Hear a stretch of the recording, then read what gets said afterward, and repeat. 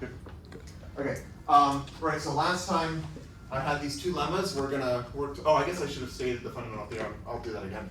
But we had these two lemmas. One is every element of a finite lattice is a join of some set of joint irreducible elements, and the proof of this was just to induct. So if you have an element that is joint irreducible, then you're good.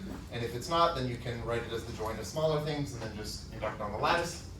And then lemma 2 was if L is a finite distributive lattice and you have these elements x1 through xk in the lattice, and J is a joint irreducible element, then if J is less than or equal to the join of these things, then actually it has to be less than or equal to at least one of them. Okay, so then remember we're trying to prove I'll do it here, fundamental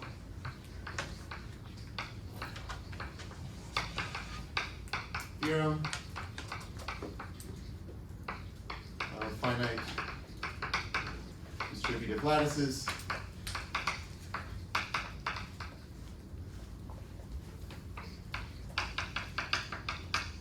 And maybe I won't write out the whole thing. I'll just say, remember this says that distributive lattices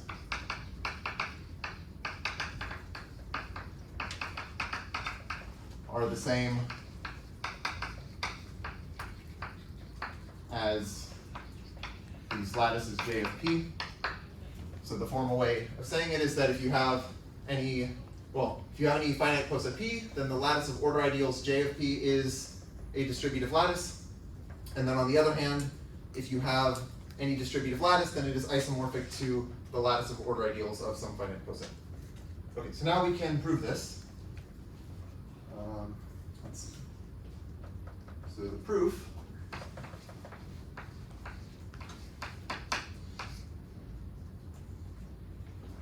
okay, so we already saw last time that if you have any finite poset P, then J of P is a distributive lattice. And this is basically because the meet operation is just intersection, and the join operation is union, and just a basic fact from set theory says that intersection distributes over union, and union distributes over intersection. So we just have to go in the opposite direction and say, suppose we have a finite distributive lattice. So let L be a finite distributive lattice.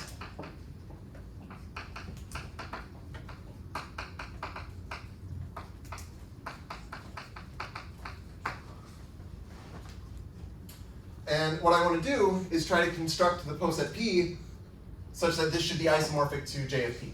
So I'm going to let P be the subposet consisting of the joint irreducible elements of L. So let P be the subposet. Well, it's what I was calling script J sub L. So it's just the set of joint irreducible elements, but I guess I'm going to call it P so that it matches with this P here. But it's just the set of joint irreducible elements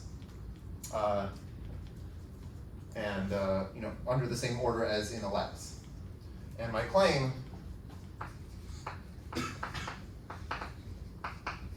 is that L is isomorphic to J of P.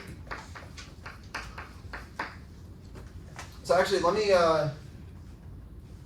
just give a quick example here so that you can believe this is reasonable. So let's say I took this distributive lattice like this.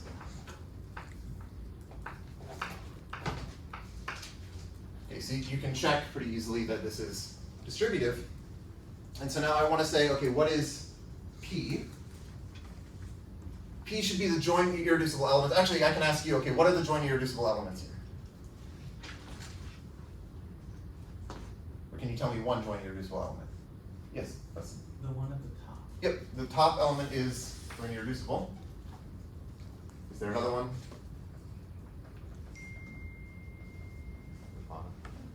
The what? So not the bottom element. The definition of joint irreducible says that the bottom element is not. But these two are. So actually, I guess I never said this, but when you have a finite lattice, there's an easy way of seeing what the joint irreducible elements are. They're exactly the elements that cover exactly one thing. So you can see this element at the top covers exactly one thing. This one covers exactly one thing. This covers exactly one thing. Okay? So those are my joint irreducible elements. So P should be just the sub-poset that I get by just taking those under the same order relation. So it should look like this. Okay? This corresponds to that, and these correspond to those. Okay? So then if I look at, well, what is J of P? Use a different color. Okay, J of P. Maybe I need more room.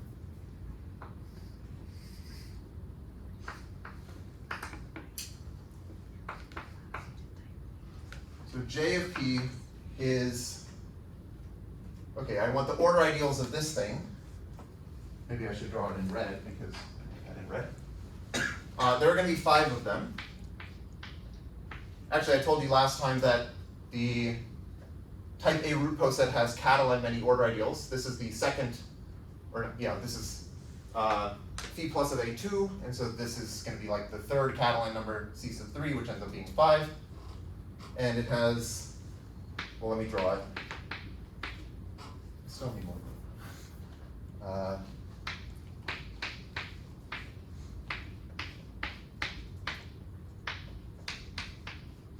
think I did draw this at some point. So here are my, and I'll fill in what the actual order ideals are.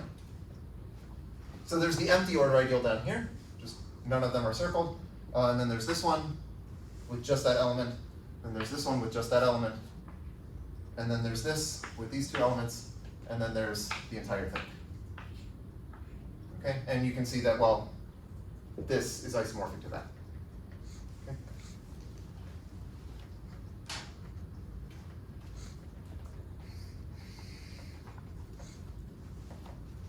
Okay, so to prove this,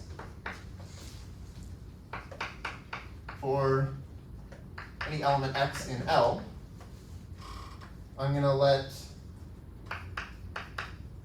phi of x be the set of elements j in my poset P, so joint irreducible elements of L, such that j is less than or equal to x. And maybe it's important to specify, like when I write less than or equal to, I have multiple posets flying around, so maybe I should write sub L. That will just be my notation for like the partial order in L. Okay, so then observe that x, my element x that I've chosen, can be written as the join of the set phi of x. And this is by lemma 1. All right, so the reason this is true is that I know x can be written as the join of some set of joint irreducibles. Whatever those joint irreducibles are, they have to be less than or equal to x. Right? If you take like joins of things and one of them is not less than or equal to x, you're not going to get up to x. So whatever this, so I know that x is the join of some set of joint irreducibles, and whatever those joint irreducibles are, they are contained in phi of x. But then if I just take the join of all of phi of x, all that's going to do is move me up higher, but I can't go above j, or sorry, I can't go above x because these are all less than or equal to x. Does this make sense, or should I sort of illustrate? Here's a picture of what I'm trying to say. Here's x, and let's say here's, this is like phi of x, these 5 dots here. And my assumption is, well, these are joint irreducible elements, and they're all somewhere below x. And I know that I can, by lemma 1, I know that I can write x as a join of some joint irreducible elements. Whatever these joint irreducible elements are, they have to be among these 5 things. Because like if I had some over here, like taking a join of this with some other thing is not going to give me x. So like maybe I know that x is like the join of these things. But then that says, okay, that says that x is the least upper bound of these things. But then if I add these elements in and say, well, what is the least upper bound of all 5 elements? then x is still an upper bound for all of those 5. And so it has to be the least upper bound because it was already the least upper bound for these 3. Okay? Okay. So that's what I'm saying here. And so what this means is that phi is injective.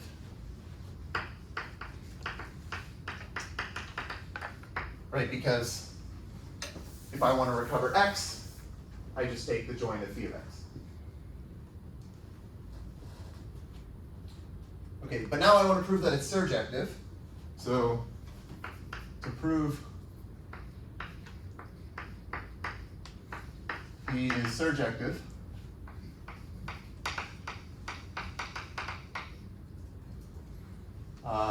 choose I in J of P. So this is some order ideal of the poset P. And I want to show that it's that I can obtain it from phi.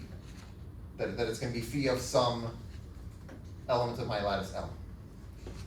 Okay, so let me just define y to be the join of this order ideal I. Right, so I is an order ideal of P, but P is like a subset of L, so I can take the join here inside of L. That's what I'm doing. So Y is an element of L. Maybe I'll specify that. And what I want to do is say, suppose that I have some J in phi of Y. So take some element j in phi of y. Well, I know that j is less than or equal to the join of I, because that's the definition of phi. Okay? So then j is less than or equal to the join of I. But now we can use lemma 2, because I'm saying now I have a join irreducible element, j, and it is less than or equal to the join of some set I, so it has to be less than or equal to something in I. So j is less than or equal to j prime for some j prime in I, and this is by lemma 2. Okay? But then, this means that j is in I. Right, so let me just remind you, the elements of I, again, are join irreducible elements of L. So that's why I'm calling this j prime. It makes sense to use the letter j prime. And if I know that j is less than or equal to something in I, and j is join irreducible, then just by the definition of phi, j must also be, oh wait, sorry, no, that's not what I'm using. J is in I because I is an order ideal. That's what I'm using. Right, so I is an order ideal, and I know that j is less than or equal to something in it, so j must be in it. Okay, so I'll just say, since I is an order ideal.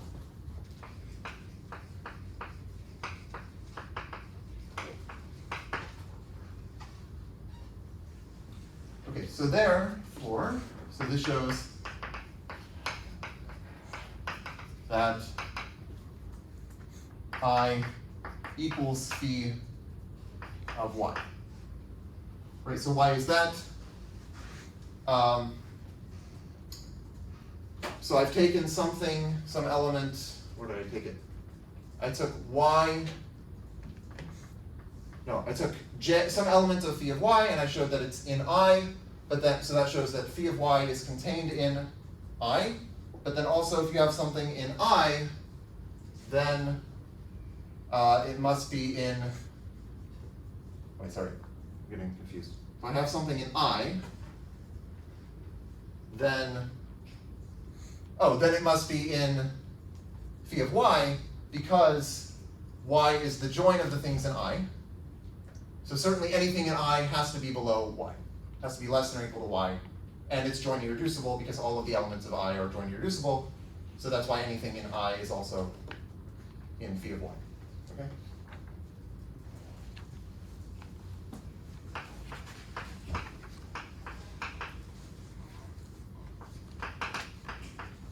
So this shows that it's surjective because I just chose an arbitrary order ideal I. Oh, maybe I should have said what my map is. Yeah, this is important. Just as like a writing thing. So define phi. Phi is supposed to go from phi is going from L to J of P as follows. All right, so it's a map from L to J of P, and so then when I talk about it being injective and surjective, these are the domain and the codomain. Okay.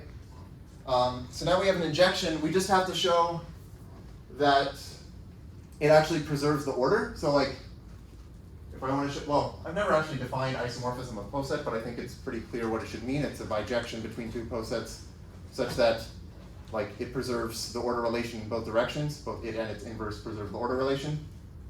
So if we want to show that this is actually an isomorphism, we know it's a bijection, and we need to check that, well, if x and y are in L, and x is less than or equal to y, then that implies that phi of x is contained in phi of y, because containment is the order relation on J of P. And we need to check that if we have two order ideals I and K in J of P, such that I is contained in K, then phi inverse of I is less than or equal to phi inverse of K. Okay, but both of these are pretty immediate, so I'll just say both are easy. You just look at the definitions and it's not hard to prove this part. Okay.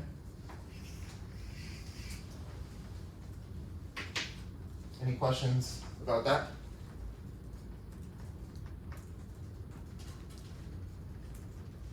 Okay, so last time, actually after class, Mitchell told me something that I should, basically I was saying something wrong, and I think I should fix this, so let me do that over there.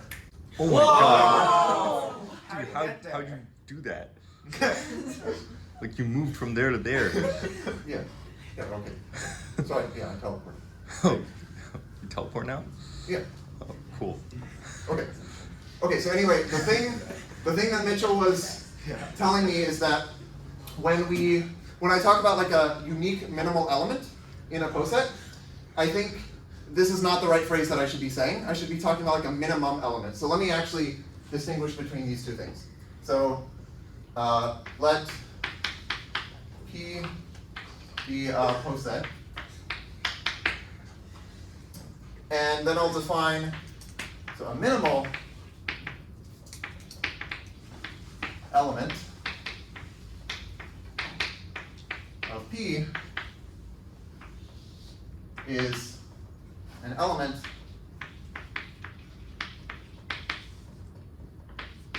such that, okay, it's an element X,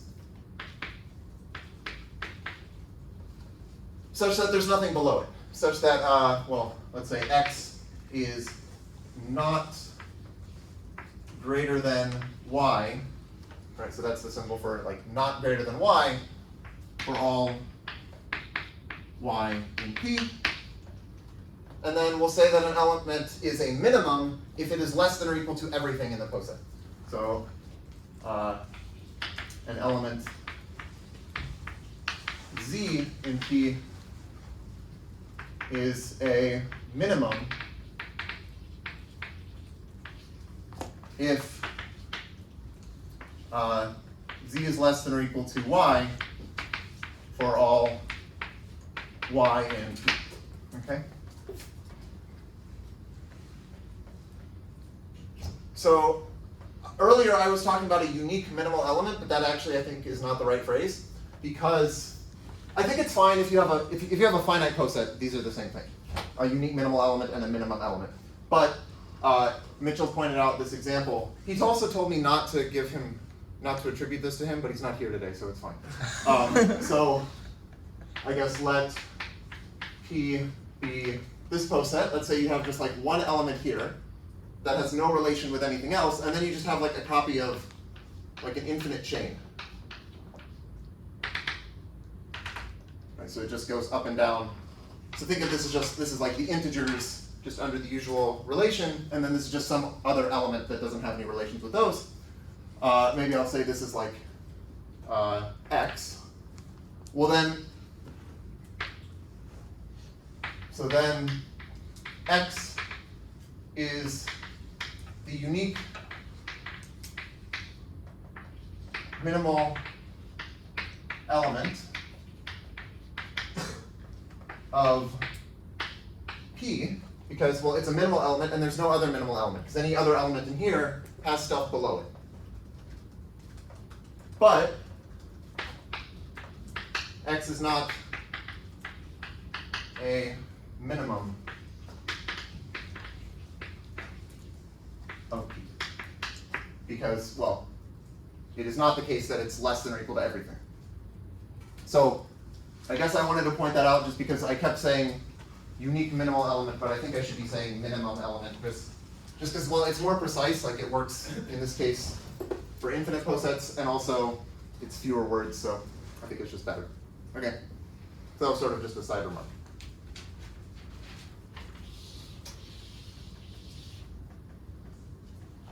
Okay.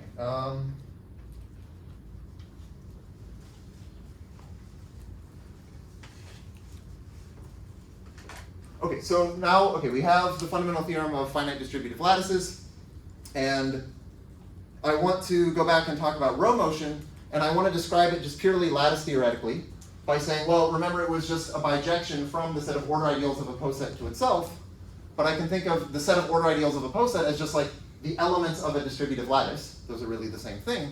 So I want to just think of it as like I have a distributive lattice. How do I define Rowmotion just purely in terms of the lattice? Okay, so maybe I'll go back over here.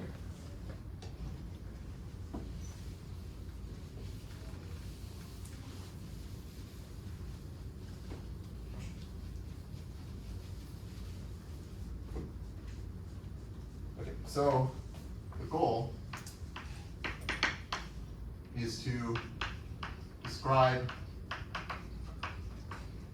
Rowmotion lattice-theoretically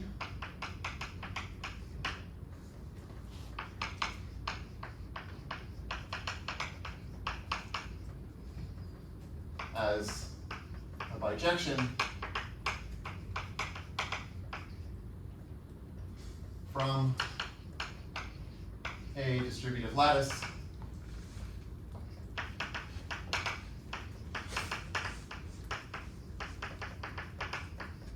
to itself.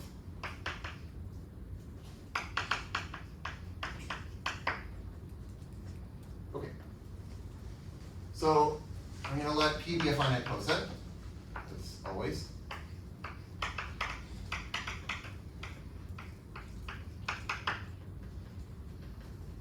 And I'm going to let L be the lattice of order ideals of P.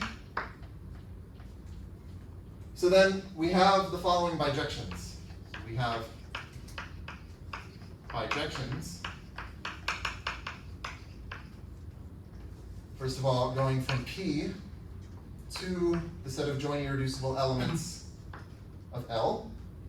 And this is essentially what I was doing over here by looking at the joint irreducible elements as being like the poset whose order ideals form L. And this is just, it sends an element X to, did I define this delta of X?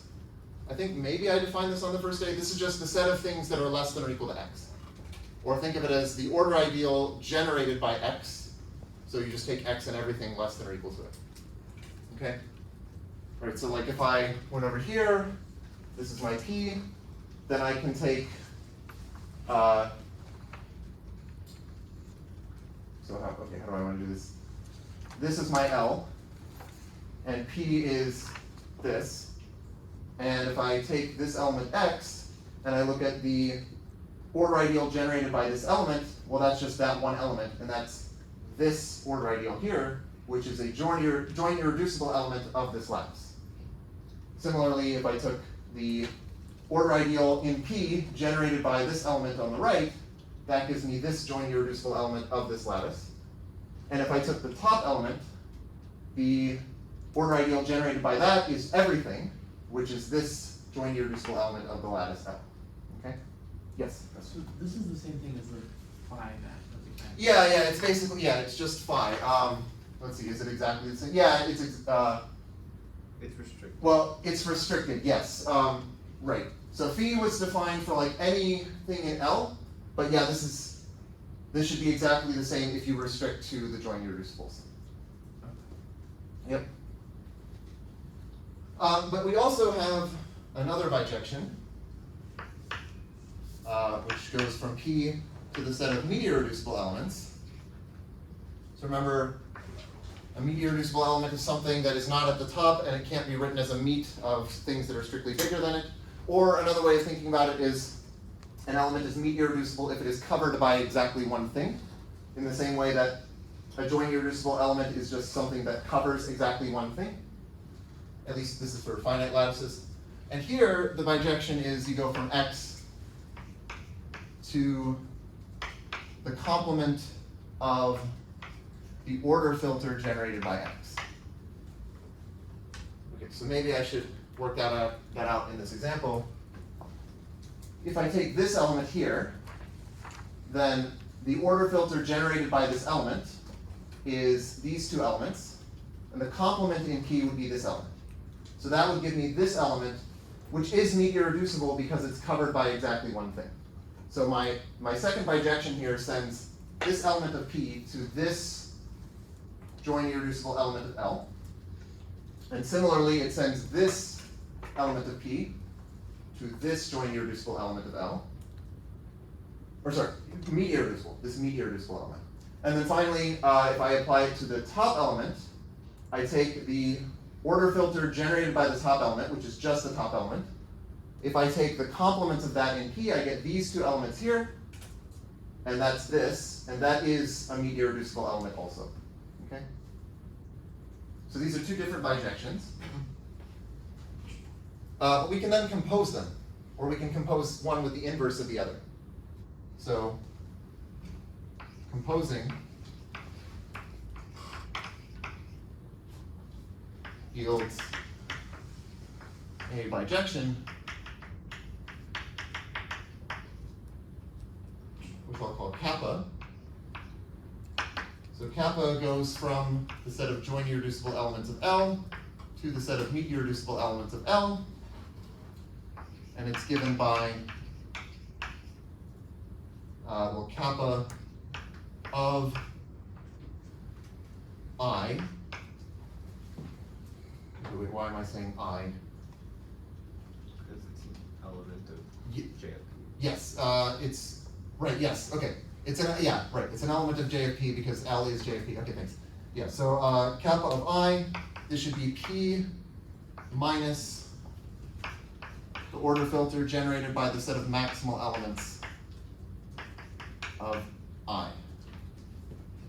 Okay, so why am I doing this?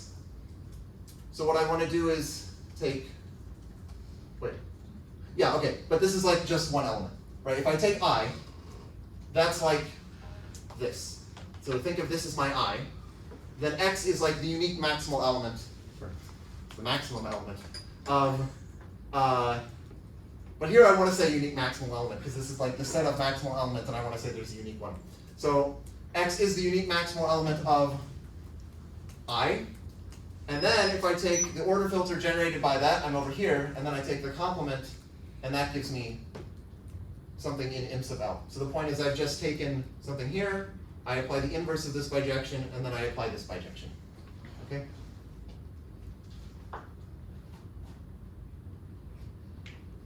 But, okay, well this is actually exactly how I defined row motion.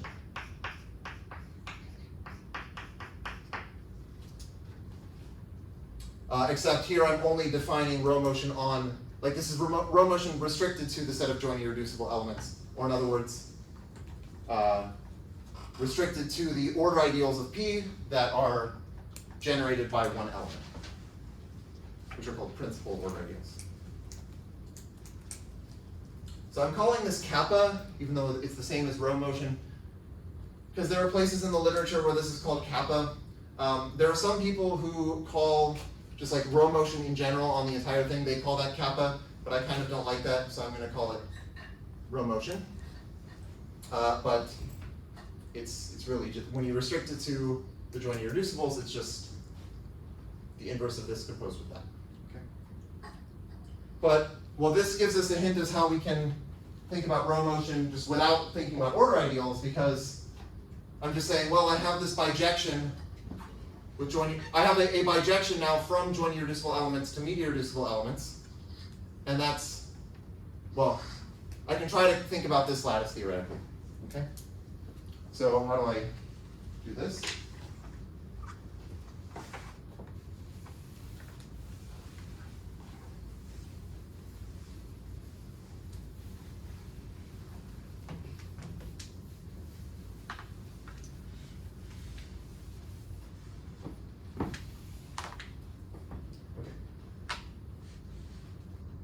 Well, if I have a joint irreducible element J, then as I said before, there's a unique element that's covered by J. So I'm going to call that J star. And I'll just use this notation throughout. So let J star be the unique element covered by J.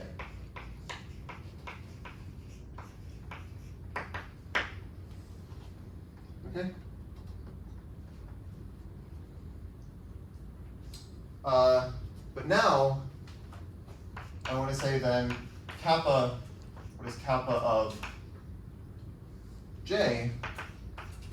This is the maximum element of this set. It's the set of Z in my lattice such that if I take the meet of Z with J, I get J star. Okay, so let's try to unpack what this is saying.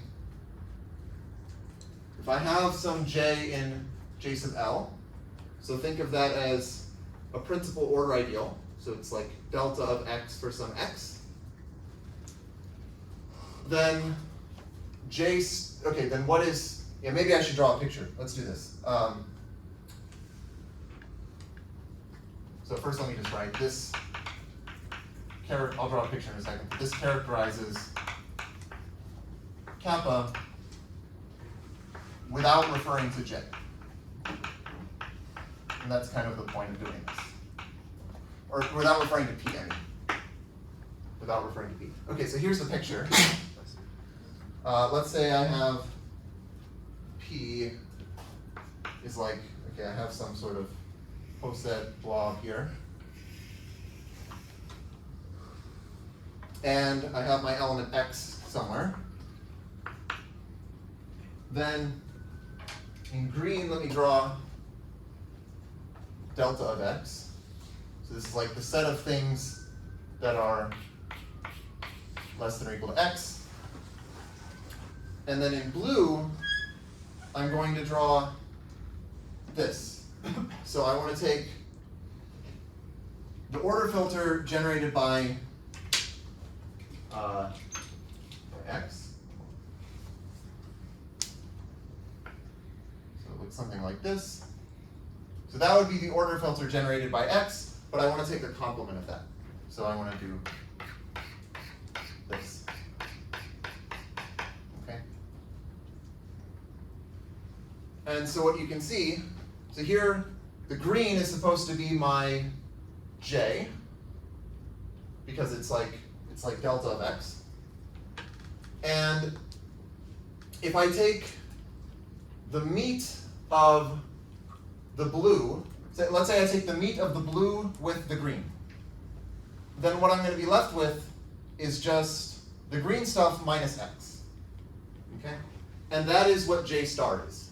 So j star, let me draw this in another color. So j star is this.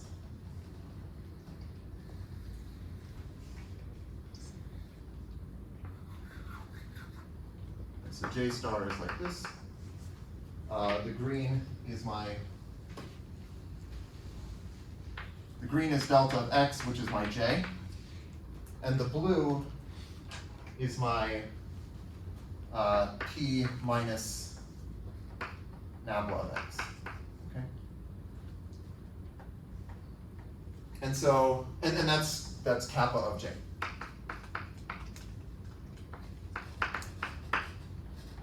So you can see that if you take the meat of kappa of j with j, you get, so that's just intersecting the blue with the green, you get the yellow, which is j star. Okay? So certainly kappa of j is in this set. It is in the set of things whose meat with j is j star. But also it's the biggest thing in this set, because if I added anything else to kappa of j, if I added anything else to the blue thing, like some element up here, then by the definition of the blue stuff, this thing would be greater than or equal to x. And so then if I join, or sorry, if I take the meat with j, then I would have to include, right, so, well, then, okay, this would have to be an order ideal, right? The elements that I'm looking at are order ideals. So if I had anything above this, I would have to have everything below it, which includes x. And then that means that when I take the meat of green with blue, I would have to include x, so I'd get all of the green, and I would not get j star. Does that make sense? Okay, so all I'm saying is that the blue element, if you meet it with the green thing, you get j star, and it is the biggest thing with that property. But that means that I can just write this, kappa of j is the maximum element of the set of things whose meet with j is j star, and that sentence doesn't mention p. Okay? So the idea is we're going to try to abstract this and say, well, let's just try to generalize this sentence here. Okay?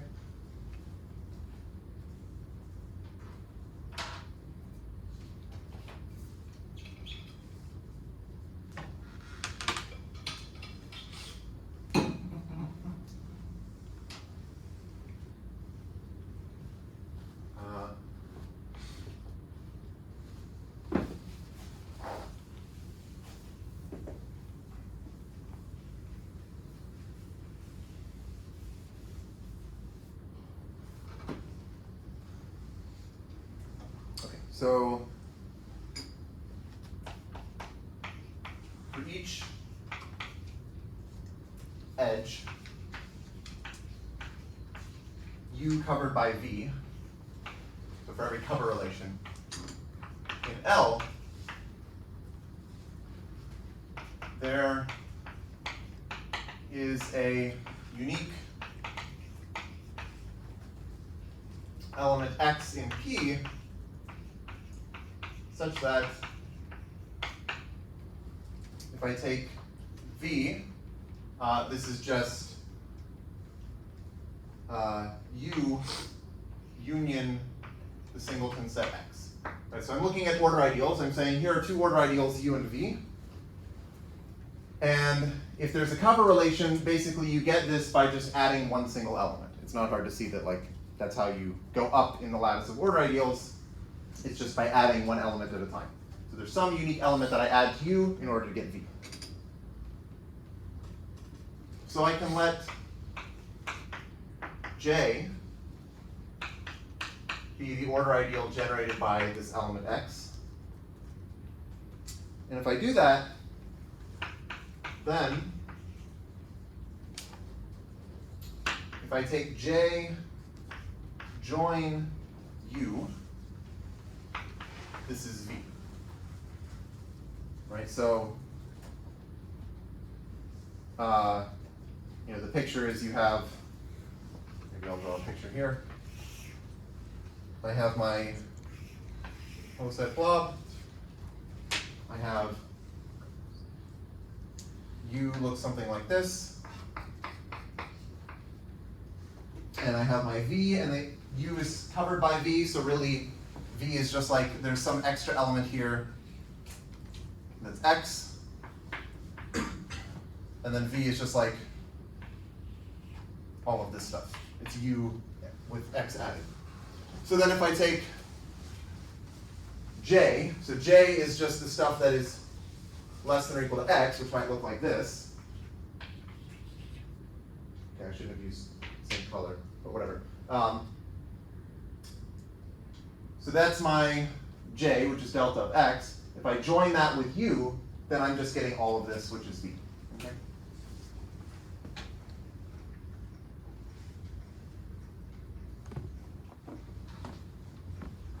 Okay, and one other thing.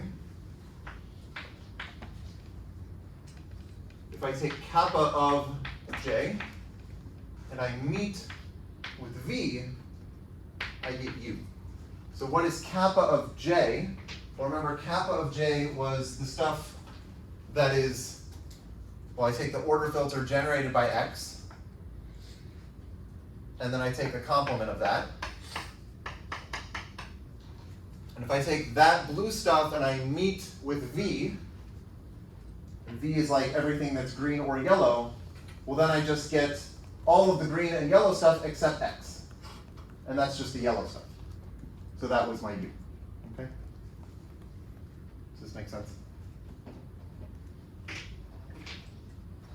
Okay. So let me just say I'll just call this an easy exercise.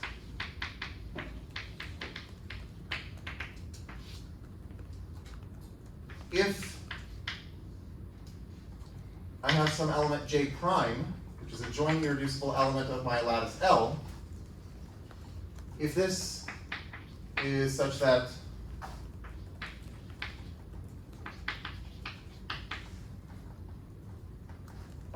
J prime join U is V, and kappa of J prime meet V is U, then actually J prime is J, this element J. So all I'm saying here, the point of this is that when I have this cover relation in L, U is covered by V, so think of it as an edge in the lattice L, then there is some element X which has this associated joint irreducible J, and J has the property that if I join it with U, I get V. And if I take kappa of J and I meet it with V, then I get U. And J is the unique joint irreducible element with this property. So there's exactly one of them. So the upshot of this is that there's a canonical way of labeling the edges of my lattice L with joint irreducible elements. So we can label each edge U covered by V of L with the unique joint irreducible element J such that J join U is V and kappa of J meet V is U. Okay.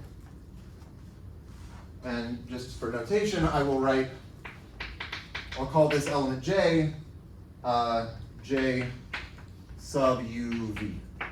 So I can write like J sub UV, and that just means it's the unique joint irreducible element that I am using to label the edge from U to V. Let me give an example of this, because this is kind of a lot. Okay, I'm going to use exactly the same example that I've been giving the whole time. Okay, so I need a lot of colors.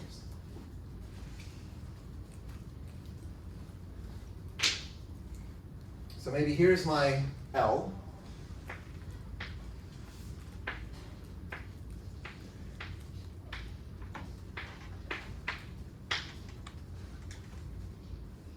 Okay. And then I can also think of L as the lattice of order ideals of this poset.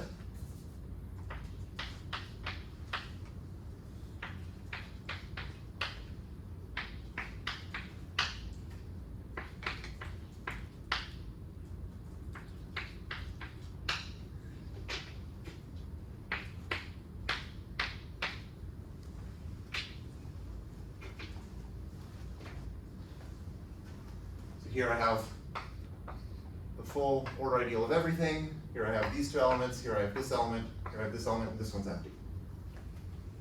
So then my joint irreducible elements of L are, let's call them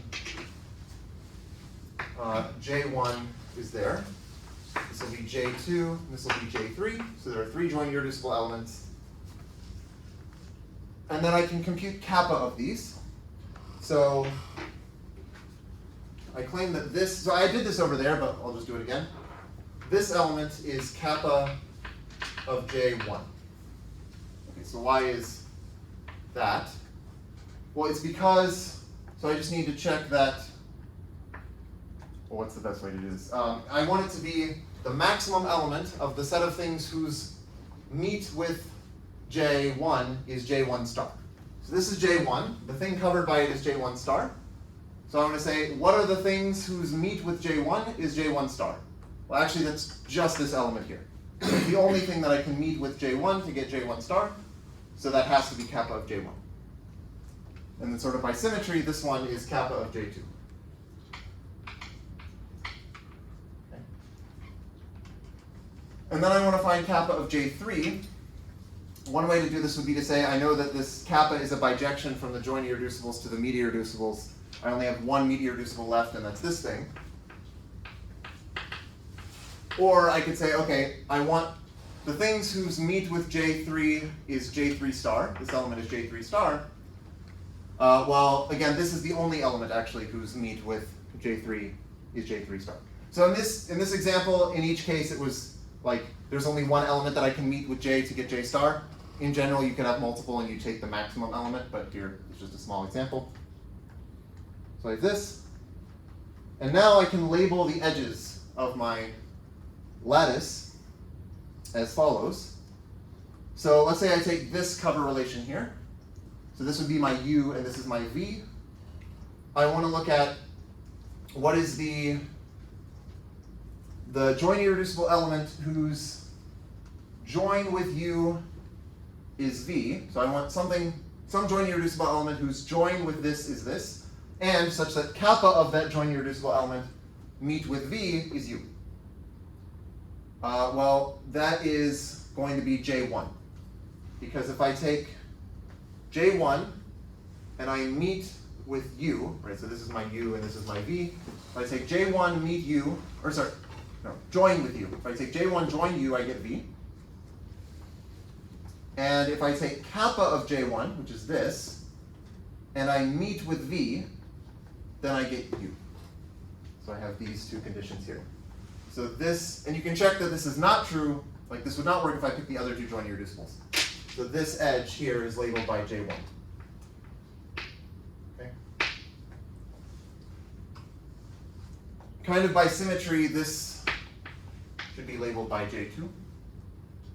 Let's do this edge here. Okay, so I claim that this should actually be J1. Okay. And so we can check that if I take, so here now this is my U, and this is my V. if I take J1 join U, I get V. And if I take kappa of J1 and I meet with V, then I get U. Okay? And maybe just to convince you, let's do this. Let's say I took like J2 and said like, well, why is this labeled not J2? It's because if I take J2 join U, I get U, which is not V. So like that doesn't work. And if I took J3, if I take J3 join U, I get J3, which is not V again. So like this just doesn't work if I chose J2 or J3.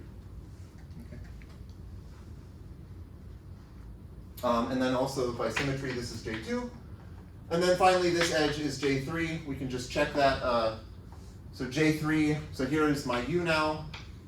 Here's my V. Here's U. Here's V.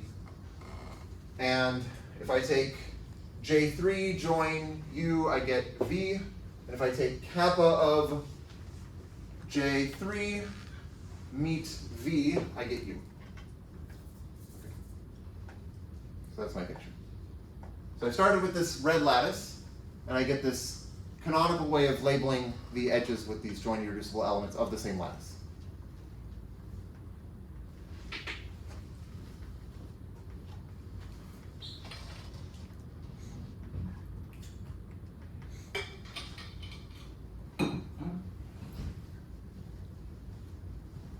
Okay. So we're good here?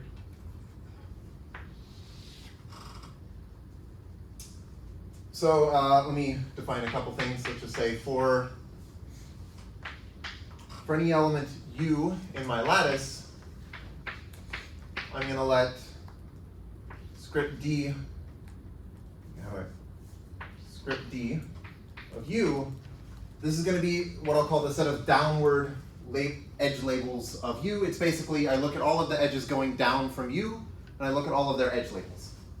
So it's the set of all J, W, U, such that W is covered by U. And the upward label set of U is going to be just, well, the set of labels of the edges going up from U, which is the set of J sub U, W, such that U is covered by W.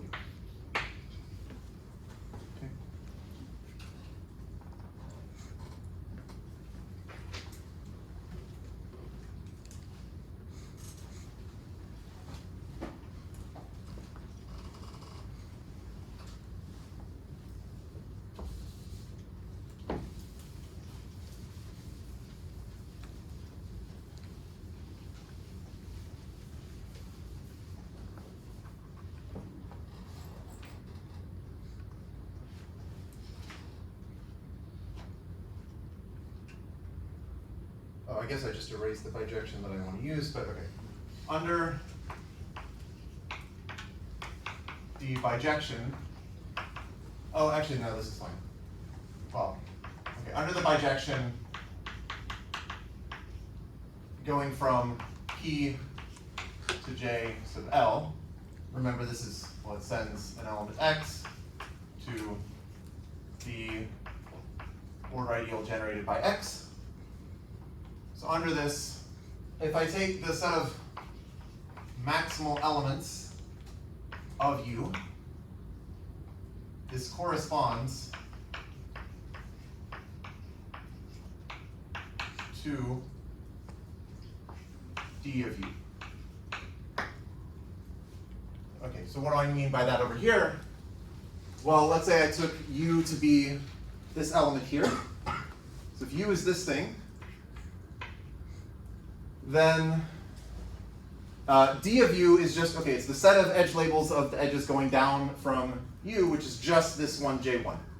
So D of U just has the singleton, it's just the singleton set J1, which under this bijection corresponds to this order ideal. And I can think of this order, well, yeah, so this element is the set of maximal elements of U. Let me do this example because I think this one's better. So let's say this is U. Okay, so let's say that's U.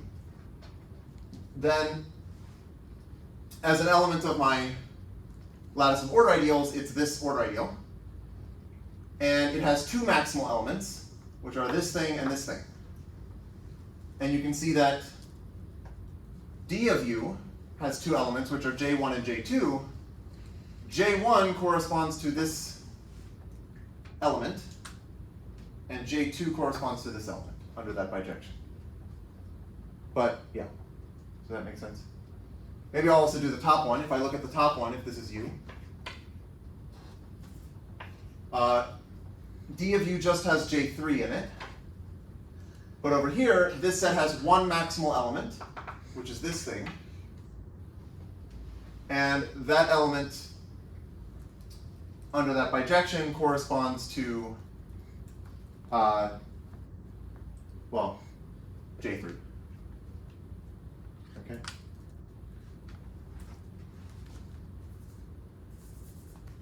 Okay. And then similarly, if I take the set of minimal elements of the complement of U, this corresponds to U of U.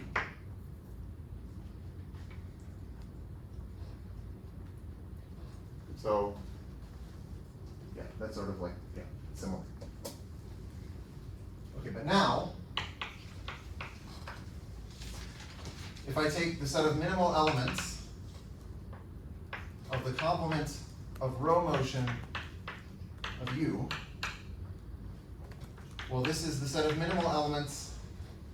If you think about how we define Rowmotion, this is like the complement of the order filter generated by the maximal elements of U. So if I complement again, it's just the order filter generated by the set of maximal elements of U.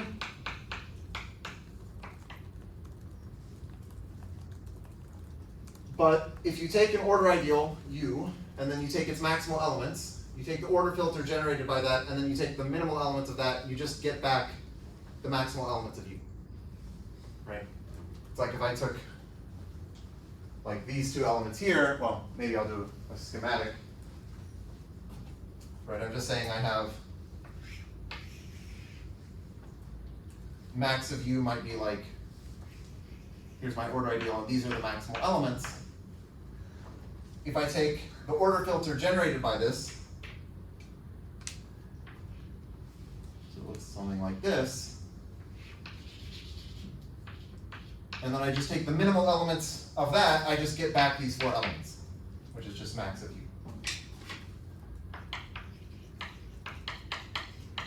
Okay. So now, I guess the punchline here is that this you should think of as corresponding to the upper label set of Rowmotion of U, because of this. And this, max of U, corresponds to the downward label set of U. So the downward label set of U is the same as the upward label set of Rowmotion of U. So let me state that as a proposition.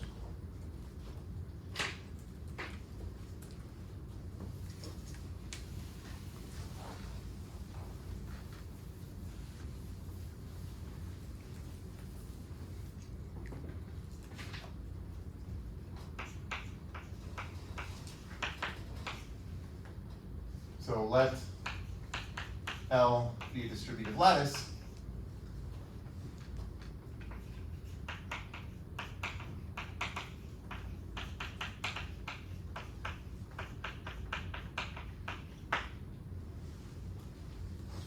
Then Rowmotion, which I now want to think of as being just a bijection from L to itself, right? So originally I defined it as like something acting on the order ideals of a poset, but the order ideals of my poset, I can say like are the elements of this distributive lattice.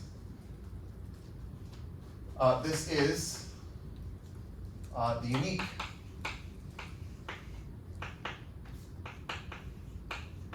map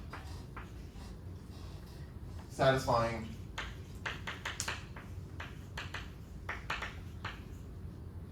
that the downward label set of an element U is always the same as the upward label set of row motion of U. And this is for all U in L. Okay?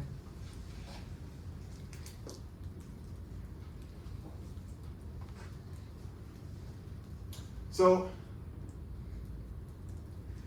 where did I actually need distributivity? So here's maybe the point. We're trying to generalize row motion. I'm saying if you have a distributive lattice, this is a way that you can define row motion without talking about order ideals. Because, right, like, if I just gave you this red lattice here, I said, forget about this story, you just have this thing. You can compute the joint irreducible elements, you can compute the kappa, you can compute the edge labels, you can do all of that without thinking about order ideals over here. And then you can use that to define the downward label set and the upward label set, and then you have this property, and you can use that to define row motion. So this gives you a definition of row motion that doesn't mention order ideals at all. And so now the question is, well, let's say I want to generalize this to more general classes of lattices that are not distributive. Well, I want something like this definition, and so I need to say, well, where did I actually use distributivity? And basically the place where we use distributivity, and I think I erased it, but it was here, but we needed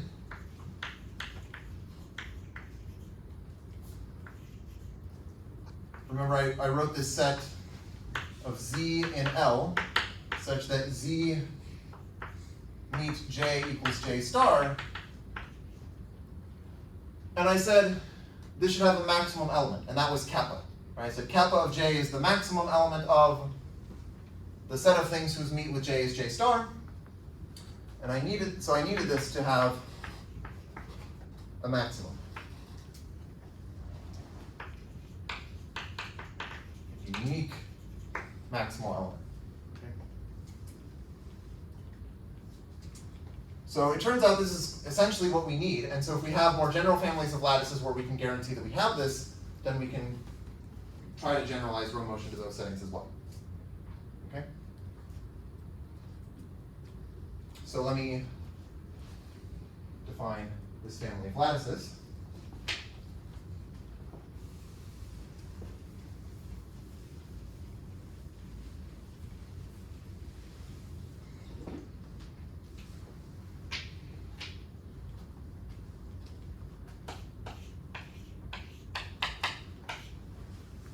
So a finite lattice L is meet semi-distributive. You can also define this for infinite lattices, but I'm just going to focus for finite. Meet semi-distributive if for all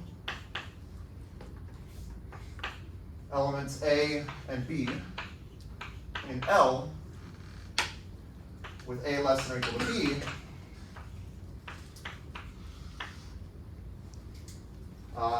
the set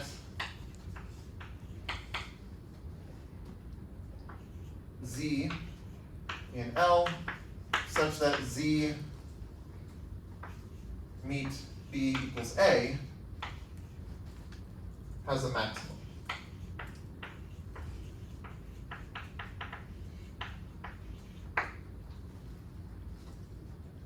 Okay? So I'm just saying I want it to be the case that if I take any elements A and B with A less than or equal to B, and I look at the set of things that I can meet with B to get down to A, this set should have a unique maximum, A maximum. There's a dual notion, so say L is joined semi-distributive.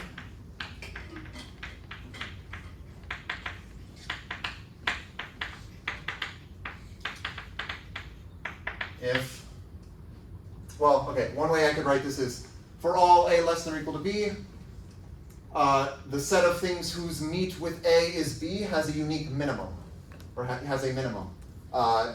Or I could just say, if its dual is join semi-distributive, is meet semi-distributive.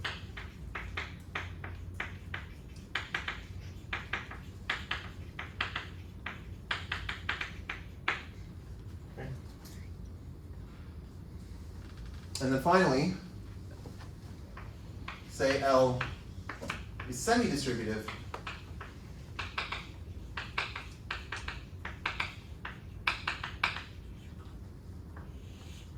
if it is both meet semi-distributive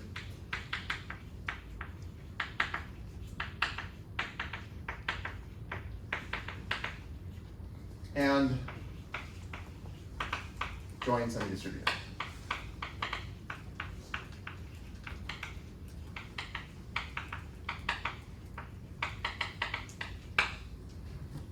Okay, so actually let me just say a few things about this definition. In a lot of contexts, the set of, or the family of distributive lattices is nice, but sometimes it's sort of too nice. Sometimes you have some question about lattice theory, and it's just like too trivial for distributive lattices. This is kind of a nice family of lattices that generalizes distributive. Actually, I should say as a proposition that every distributive lattice is semi-distributive, but this has a lot more examples, and so oftentimes there are interesting things that you can do with semi-distributive lattices that are maybe more non-trivial or more interesting because you have other more exotic examples, and maybe the class of distributive lattices is sometimes just too restrictive. But this is, for example, one family of lattices where we're going to be able to generalize Rowmotion. And what else was I going to say? Yeah, okay. Maybe I'll just give some examples of, so I only have a few minutes. I'll give some examples of some semi-distributive lattices, and then we'll pick up again next time.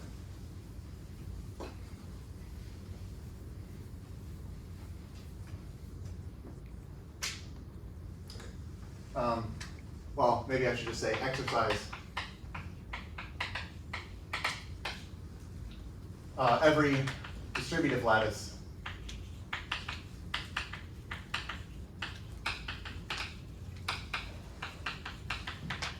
is semi-distributive.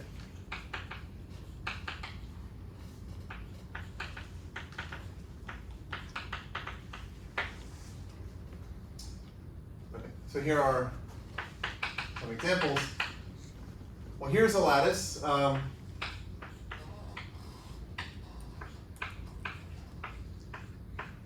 This lattice is actually distributive. One way you can sort of eyeball that something is distributive is if you see a bunch of like little diamonds stuck together, that kind of indicates that it should be a distributive lattice. It's like a planar graph drawn like this with a bunch of diamonds. That's kind of an indication that it should be distributive. Okay, so this is distributive, and therefore also semi-distributive.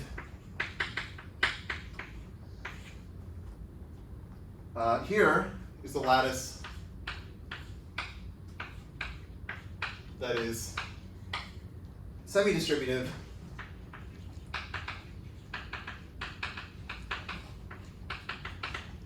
but not distributive.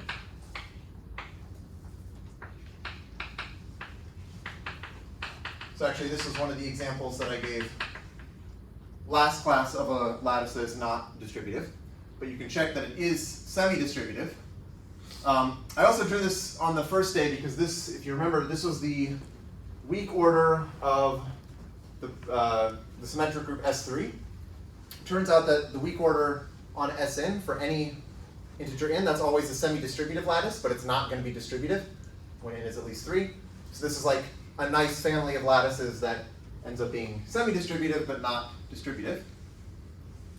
And then let me give an example of something that is not semi-distributive.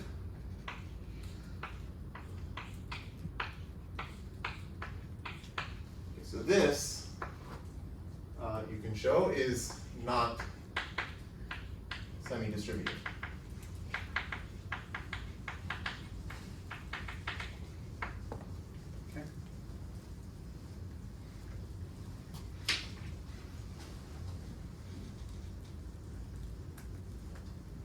guess I have a few minutes left. But I guess I don't really want to start on the next thing. So maybe that can be it for today.